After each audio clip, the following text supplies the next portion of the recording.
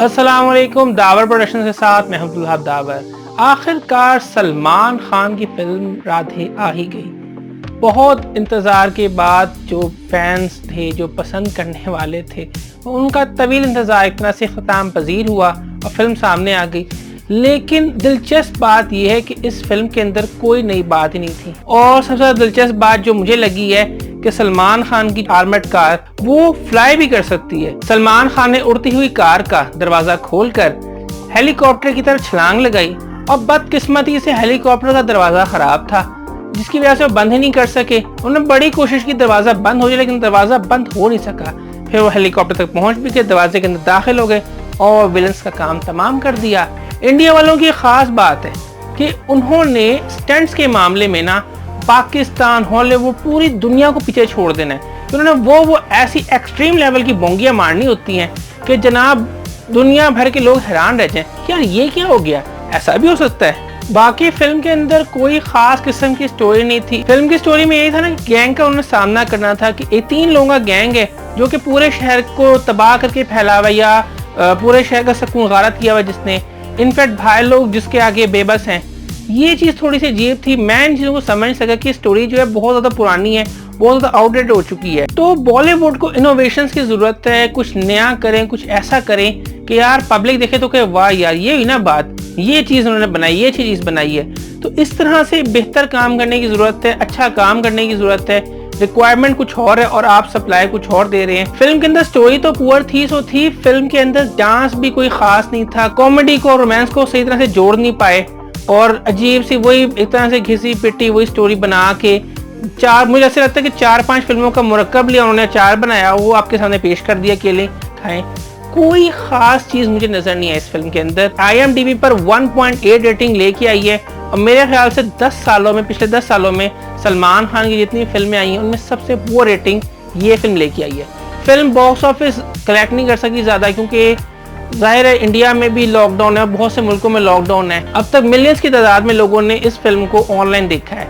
तो लेकिन जो फिल्म के रिव्यूज हैं वो बिल्कुल भी अच्छे नहीं आ रहे। हाँ, ये बात है कि जो सलमान खान के फैंस हैं वो जो कहते हैं ना, सलमान खान का एक डायलॉग आ जाए तो कहते हैं वाह जी वाह क्या हो गया जी। तो वो लोग जो हैं वो पसंद करने वाले जो हैं उन्होंने तो देखना ही है। मगर अक्सरियत की राय है कि फिल्म की स्टोरी अच्छी नहीं थी, फिल्म अच्छी नहीं थी, कोई खास बात नहीं थी, फजूल किस्म के एक्शंस और फजूल किस्म के स्टंट्स थे उसके अंदर, कोई मतलब मज़ेदार चीज़ नहीं लगी, कोई जिस तरह पहले एक बात होती थी किसी ज़माने में।